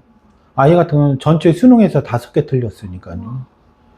그러니까 케어하고 진짜 이거 집사람은 이제 뭐 아이가 그 잠도 아이 그 남자애들 휴대폰이 있으면 그래서 휴직계를 내는 조건이 휴대폰을 어떻게 반납하는 그래서 2G폰으로 바꿔주고 근데 진짜 휴대폰 이거 반납하게 해야 돼요. 휴대폰 있으면 이거 안 돼요. 공부하겠다는 자세도 아니고 그래서 요 11개월만 조금 고생해서 어머님들이 좀 하고 국어는 어머님들 정오표 보면 얘가 어디가 약한지 이게 다 나와 있으니까 어차피 상담 신청하면 요거는 제가 한번 말씀을 드리겠습니다. 수학 같은 경우도 탐구 같은 경우에는 논술을 할 때 조금 필요한데, 세지하고 한지 이 두 가지 선택을 하면 6월에 들어온 학생들은 안 받는다라고 보시면 돼요. 세지하고 한지 선택하는 아이들은 나중에 배경 지식이 딸리거든요. 지금은 받는데, 뒤에 가서는 얘네들은 받을 수가 없다라고 생각을 하시면 돼요. 그래서 논술 같은 경우, 사탐 같은 경우, 보통 생윤, 사문, 윤사, 그 다음에 정법, 여기에서 보통 한 80%가 나온다라고 생각을 하시면 되고, 경제 선택하는 아이들은 딱 그 지정된 대학이 있어요. 그 지정된 대학을 공략을 하셔야 된다라고 보시면 되고요. 그거는 수능 영어 뭐 난이도 3.11 이렇게 하고 무슨 절대평가를 한다고 하는지 모르지만은, 진짜 학원들은 지금 영어 선생님들은 막 입이 찢어져 갖고, 그동안 우리의 서름이 이제 사라지고 영어가 모든 선택의 1순위가 되는, 수학 선택하고 국어 선택하고 그 다음에 영어였거든요. 근데 이제 영어, 수학, 국어 이렇게 됐다라고 보시면 돼요, 어머니. 그 다음에 이과, 진짜 이과 학생들 지금 사탐론이 엄청 심하거든요. 이과 학생들 같은 경우에는 딱 올해도 이과 아이들이 한 3명 들어왔는데 이과 아이들은 2명이 합격을 했으니까요. 얘네들도 딱 지원하는 학교가 있어요. 거기에 맞춰서 지원만 해준다면 그렇게 어렵지 않고 모집 인원 이런 건 다 필요 없고, 뭐 교과하고 종합 요거 관련해서는요, 어머니, 아이들 이거 같은 경우는 학생부만 딱 보면 이게 나와 있는데 뭐 경영경제 이거 쓴다라고 하면, 만약에 우리 아이가 교과목에 경제 과목을 배우지 않았으면 쓸 수가 없다라고 보시면 돼요. 그리고 만약에 법에 관련된 거 흔적이 있다라고 하면 동대 앞에 있는 학교들은 또 쓸 수가 없다라고 보시면 되고요. 그래서 이거는 학생부만 보면 정확하게 아이가 어디 과에 맞는지가 나오는 거니까, 그 부분에서 한번 요거는 뭐 갖고 오시면 제가 전체적으로 상담을 해드리겠습니다. 다 필요 없고. 오늘은 좀 저번 시간에 했기 때문에, 저번 시간에 전체적으로 요 앞부분은 좀 설명을 했거든요. 그래서 이제 논술 위주 전체적으로 좀 말씀을 드리겠습니다. 뭐 진감, 뭐 논술 같은 경우는 계속해서 늘고 있는 전형이라고 보시면 되고, 우리가 논술 위주 전형대학 이렇게 하는데 이걸 논술로 보면 안 돼요. 논술이 아니라 정확한 명칭은 대학별 고사라고 보시면 돼요. 대학별 교사라고 하는 것은, 대학별 고사라는 것은 대학 나름대로의 어떻게 보면 문제 유형이 있다라고 생각을 하시면 돼요. 그런데 많은 아이들이 문제 같은 경우 뭐 지금 논술 같은 경우 보는 대학이 한 50군데가 되는데 완전히 자기 최저가 된다고 이렇게 쓰면 이거는 합격하기가 정말 어려워요. 그러니까 논술 같은 경우, 대학별 고사 같은 경우에는 그냥 묶는 것이 좋아요. 흔히 뭐 아이가 뭐 분류역을 잘한다라고 하면 보통 보면 성균관대, 경희대, 외대, 여학생들 같은 경우는 덕성여대 이렇게 연결하면, 이렇게 공부하면 떨어질 리가 없다라고 보시면 돼요. 왜? 그냥 문제 유형이 똑같으니까 같은 거를 계속 공략한다라고 보시면 되고, 그 다음에 만약 우리 아이가 서강대를 쓴다라고 하면 서강대, 그 다음에 한양대, 중앙대, 동국대, 그 다음에 여학교에서는 성신여대, 그 다음에 경기대 이렇게 연결되거든요. 그러니까 연결되는 학교들이 있으면 그 연결되는 학교에 맞춰갖고 딱 쓰면 그냥 좀 쉬워요. 근데 문제는 아이들이 지금은 괜찮지만은 만약에 3월 지나서 선생님 저는 서강대, 성균관대 이렇게 쓸 거예요 라고 얘기하면 이건 안 받아들인다라고 보시면 돼요. 왜냐하면 서강대와 성균관대는 가는 길이 다르다라고 보시면 돼요. 그러니까 논술 같은 경우에는 가장 중요한 건 아이들 수능에 초점을 맞추면서 논술에 대한 부담을 최소화시키고, 그 다음에 논술을 재밌게 하는, 아이들이 자기가 써보면 알아요. 그래서 8주 정도 수업을 해보면 그냥 아이한테 너 쓸 때 너는 이 대학 아예 논술 같은 경우는 8주 기본편을 가르치거든요. 기본편을 가르치면서 요거는 단국대, 요거는 성균관대, 요거는 서강대, 요거는 연대, 요거는 뭐 이렇게 하면서 학교별로 딱딱딱 얘기해 주거든요. 그러면 아이가 딱 보면 성대는 좀 쉽게 느끼는 아이들, 서강대는 좀 어렵게 느끼는 아이들, 그러면 서강대 라인 쪽은 빼버리고 성대 라인 쪽을 판다라고 보시면 돼요. 그러면 뭐 논술이, 아, 선생님 뭐 논술이 높더라고 하는데, 여기 같은 경우에는 뭐 논술이 그렇게 많이 합격을 뭐 시켰다라고 하는데, 아, 이런 방식으로 하니까 지키는 거예요.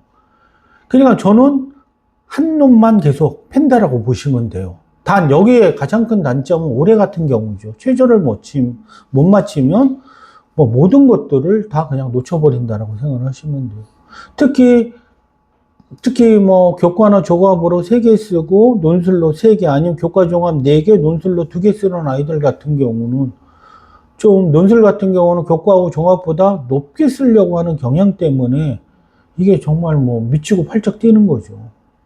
그 아이들한테 그런 부분에서 저 같은 경우에는 딱 논술 8주 유형부 글쓰기의 기본 가르치고 학교 뽑고 엄마하고 다시 모여갖고 다시 상담을 한다라고 보시면 됩니다. 그래서 논술 인문계열 전체적으로 한번 놓고 보고 자연계열 보고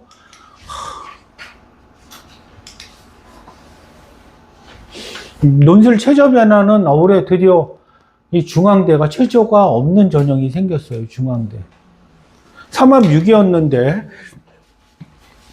가장 중요한 건 이제 나에게 맞는 논술대학 찾기죠. 일단은 최저 3개, 2개, 1개. 그래서 아까도 얘기했듯이 논술 수능 최저 기준을 통해서 나에게 맞는 논술대학은 어떻게 보면 아이들이 수업 상황에서 한 8주 정도 하면서 유형편을 하면서 아이한테 맞는 대학을 제가 찾아줄 거고 거기에 맞춰갖고 아이들을 전체적으로 하기 때문에 논술에는 거의 부담이 없다라고 생각을 하시면 돼요. 그리고 논술 문제 유형, 나에게 맞는 논술 대학 찾기, 이게 참, 그런데, 카톨릭대, 뭐 이런 데 같은 경우에는 진짜 생윤을 선택을 하지 않으면 볼 수 없다라고 생각을 하시면 돼요. 그러니까 생윤을 선택해야 볼 수 있는 학교가 카톨릭대, 대표적으로 성균관대는 내용상으로 다 그냥 뭐 경영경제든 인문사회든 다 생윤 문제라고 보시면 돼요. 그 다음에 뭐 덕성여대, 동국여 문제의 난이도가 낮은 데는 괜찮은데 보통 보면 우리가 탐구를 선택을 할 때 지금은 그런 어떠한 내용적인 부분을 채워줄 수 있지만 시간이 지나면 내용적인 부분을 채워주지 못하기 때문에 저 같은 경우에는 얘가 탐구에서도 뭘 선택했는지 보고 문제를 풀다 보면 내용적인 어떤 측면에서 어떤 대학이 유리한지 이 판단을 한다라고 보시면 되고요. 그래서 이 문학이 강하면 중앙대, 세종대, 건국대 이렇게 엮는다라고 생각을 하시면 돼요. 왜? 얘네들은 제시문 자체가 다 문학이야. 특히 소설, 시가 나온다라고 보면 되고 경제 같은 경우는 서강대 경영, 한양대 경영 이런 거 정말 쓰면 정말 좋죠. 그리고 성균관대, 경희대, 한국외대는 생윤학과 윤서 문제가 주로를 이루고 이화여대, 아주대는 철학, 심리, 정치 쪽이 주를 이룬다라고 생각해요. 근데 이거를 좀 더 확대해갖고 해주고 싶은데 좀 전체적으로 보면 저는 이제 아이의 가장 큰 장점, 그 다음에 아이가 맞는 논술 대학, 그리고 그 논술 대학에 대한 전체적으로 상향 하나, 적정 하나, 그 다음에 하향 하나, 이렇게 3가지를 딱 만들어 갖고 8주 이후에는 그 3대학만 집중적으로 공략한다라고 보시면 됩니다. 여기서 만약에 최저가 안 나오면 뭐 이거는 뭐 저희 원래 참 이렇게 지금은 수시 취업 기간이거든요. 논술 같은 경우 어머님들 뭐 연락 오고 아니나 다를까 뭐 25명 중에 어쩌고 저쩌고 빠지고 지금 한 8명 정도 연락이 왔고요. 그리고 이제 예비 받은 애들이 꽤 많은데 예비 받은 애들은 이제 또 하겠죠. 근데 이게 끝나면 작년 같은 경우는 합격하는 어머님들 문자 와갖고 막 선생님 고맙습니다 이렇게도 하고 아니면 어떤 어머님들은 6광탈이나 3광탈한 어머님들은 또 문자 보내서 선생님 믿었는데 어떻게 우리 애가 이렇게 뭐 해갖고 항의하는 문자도 많이 오는데 올해는 합격을 해도 안 오고 그냥 합격했어요. 이게 끝이에요. 어머님들한테 전화해도 그동안 고생했습니다. 이렇게 얘기하면 아니요 선생님 내년도 고생해야 될 것 같아요. 왜냐하면 자기가 원하는 대학을 못 가는 거죠. 다 8명도 고대가 최고인데 지금 서강대 한 명 전화했더니 그 아이가 채원인데 어머님한테 어머님 서강대 보내기가 축하드려요 라고 하는데 아니요 선생님 우리는 고대 생각을 했는데 고대가 1점 때문에 최저를 못 맞췄거든요. 자기네들은 내년에 뭐 연고대 뭐 논술로 다시 할 거니까요. 선생님 내년에 다시 들어올 테니까 서강대 대학교 하고 다시 들어올 거니까 그런 애들이 그냥 거의 8명 중에 다 8명이라고 보시면 돼요. 지금.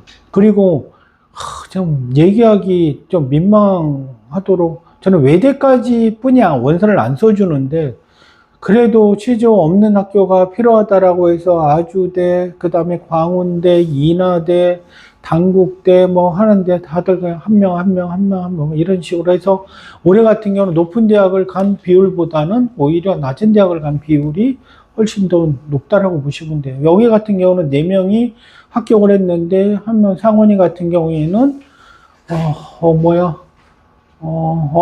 어머니 경희대 행정학과 붙었는데 얘는 정시가 원래 경희대보다 더 잘 나오는 학생이었는데 겨우 2하보를 맞췄어요.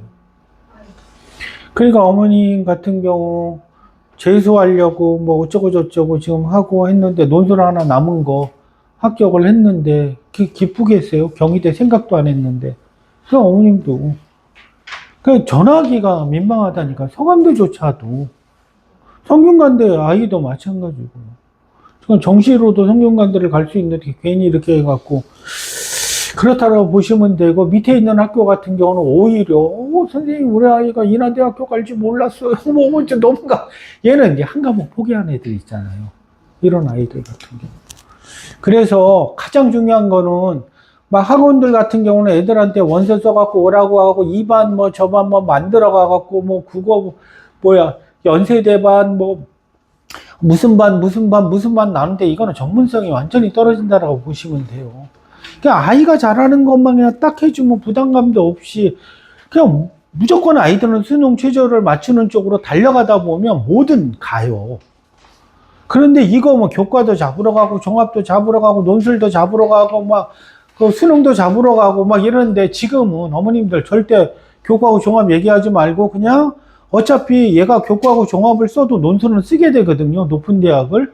그러니까 교과하고 종합을 본다면 논술 같은 경우에는 딱 3월 말까지만 수업을 듣고 그 다음에 쉬었다가 7월 달에 딱 들어오면 가장 좋은 케이스고요. 이거는 3+3 정도를 하는 학생들한테는 이런 방법을 권유해 준다라고 생각을 하시면 되고, 왜냐하면 8주 정도 하고 한 과목을 끝낼 수 있는 게 3월 말까지예요. 그럼 얘 같은 경우는 하나의 무기를 만들고 요 한 과목이 만약에 서강대를 끝냈다라고 하면 서강대 다음에 한양대, 중앙대니까 한양대, 중앙대 같은 경우에는 서강대를 끝내면 한양대, 중앙대는 4주면 끝내거든요.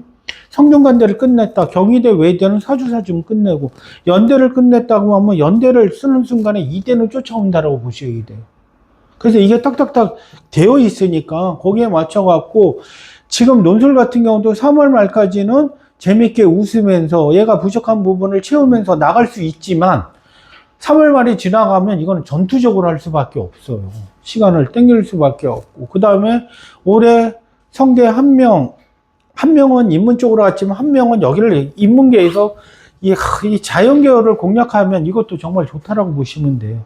그러니까 인문에서 유일하게 어떻게 보면 성균관대 자연계열, 생명과학과, 수학과, 물리학과, 화학과, 식품생명공학과, 바이오, 매트리스 이쪽을 공략할 수 있거든요.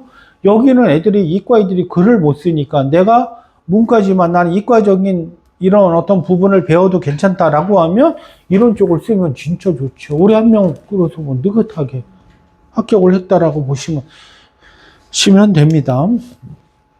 이과 학생들이 지원하는 인문논술대학, 연세대, 경영경제, 성균관대, 언어영, 이거는 뭐, 그러니까 한양대, 인터칼리지, 중앙대, 경영경제, 이화여대, 인문투, 건국대, 자유전공. 특히, 그래서 이과애들이 공략하는, 대표적으로 한양대, 인터칼리지, 이화여대, 인문투, 건국대, 자유전공은 피해서 쓴다라고 보시면 돼요. 원서도.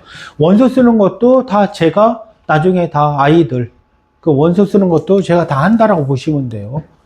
중앙대 논술의 변화, 다만 창의형과 1번형 모두 큰 틀에서 요것만 바뀌었거든요, 올해.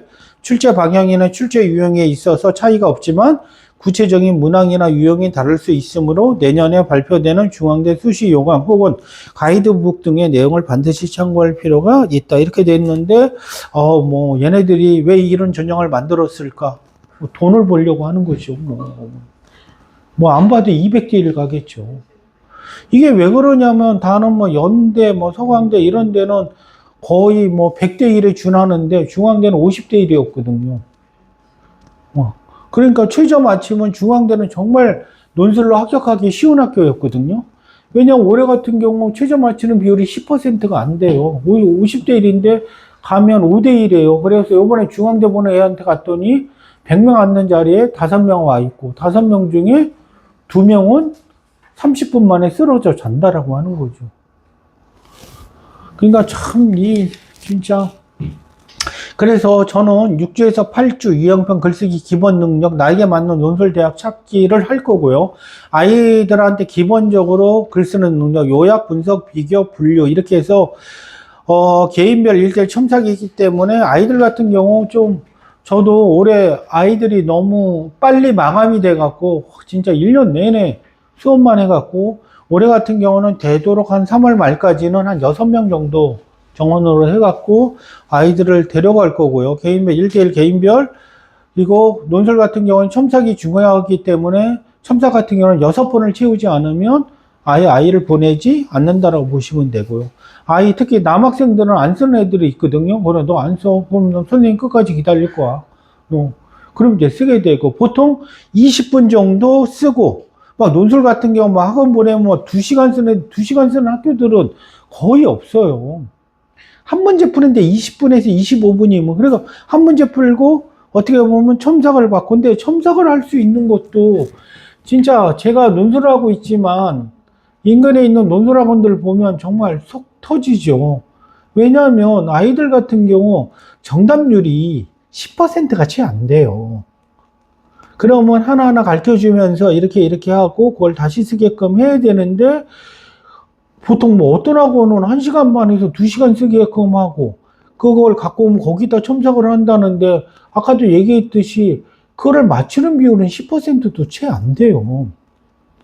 그런데 2시간 내내 이상한 글 써갖고 오면 이상한 글에다 첨삭을 하고 있으니 이게 뭘 지금 진짜 뭐 하자는 건지 진짜 대형학원들이 지금 그렇게 하고 있는 거잖아요. 저도 대형학원을 저도 뭐 워낙 유명했기 때문에 대형학원을 엄청 쳤었는데 하기야 뭐 저도 그랬으니까요. 뭐 200명, 300명 들어오고 제가 날릴 때는 뭐 한 반에 숙대 같은 경우는 500명 들어오고 막 이랬으니까요.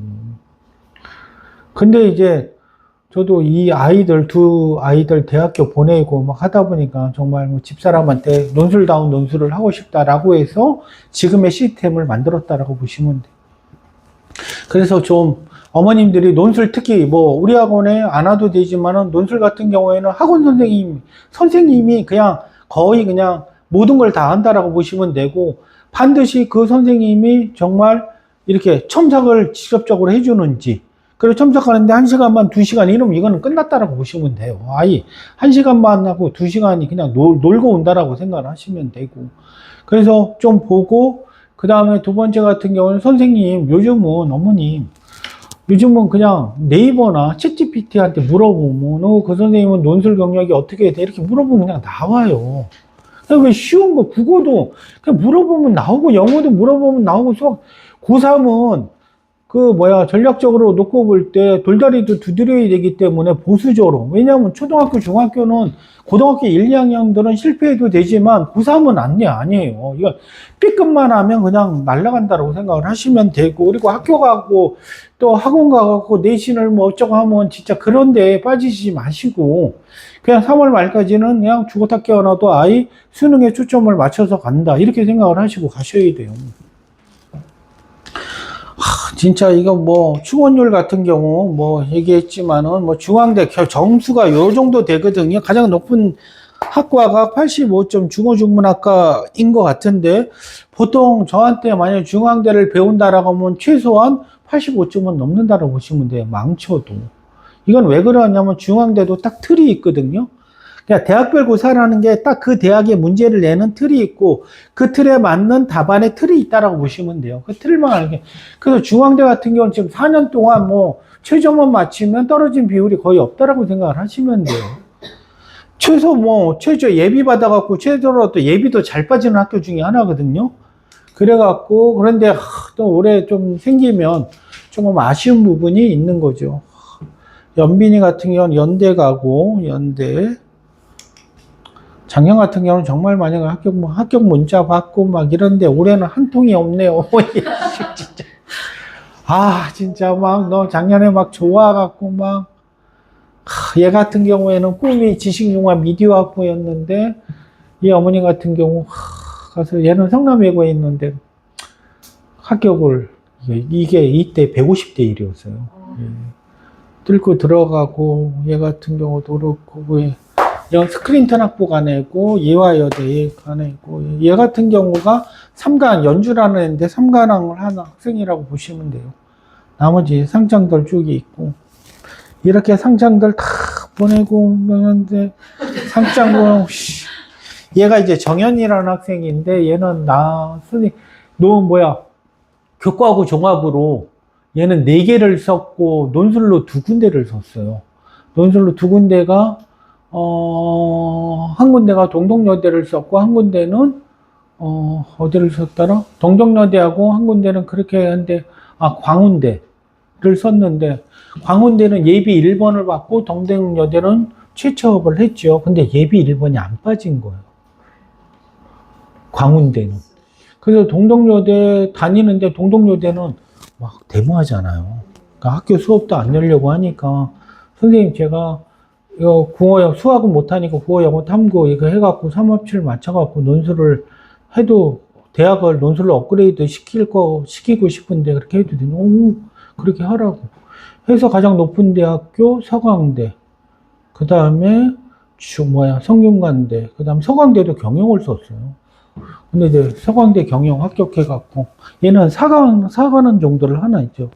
글 쓰는 어떤 재주가 많고 얘는 이제 중앙대 가내고 해갖고 다른 건 다 필요 없고 5명에서 8명 정원제를 바탕으로 개별 당일 참석 원칙으로 하고 숙제는 없다라고 보시면 돼요. 어머니 유형편 이후 지원대학 선정 파이널 진행하고 지원대학 모집 단위별 제시어내 답안과 비교 합격 유무 발송하고 10년 이상의 논술 강의 이렇게 해갖고 그리고 재원사 DM 논술 합격 한 60% 정도 합격을 했는데 올해 같은 경우는 합격은 했지만 원치지 않는 학교들이 너무 많기 때문에 좀 그렇고 그래서 논술 같은 경우는 맡겨주면 저는 합격을 시켜야 되니까 하나에서부터 10까지 다 제가 한다라고 보시면 돼요.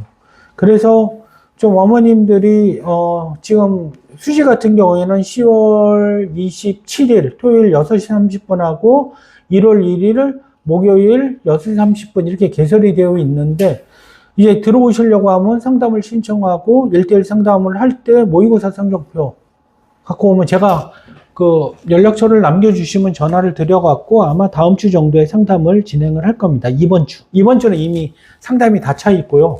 아마 다음 주 정도에 상담 잡아갖고 상담을 진행을 할 겁니다. 그래서 만약에 논술에 관심이 있고 아니면 입시 이거에 올해 아예 한번 점검을 받고 싶다라고 하면 모의고사 성적표 제가 전화드리면 시간표 잡고 상담 시간표 잡고 그러면 이제 모의고사 성적 9월 거나 10월 거 보내주시면 전체적으로 한번 점검을 해서 3월 말까지 우리 아이를 어떻게 공부를 시킬지 좀 전체적으로 해서 진행했으면 좋겠습니다. 네, 질문 있으면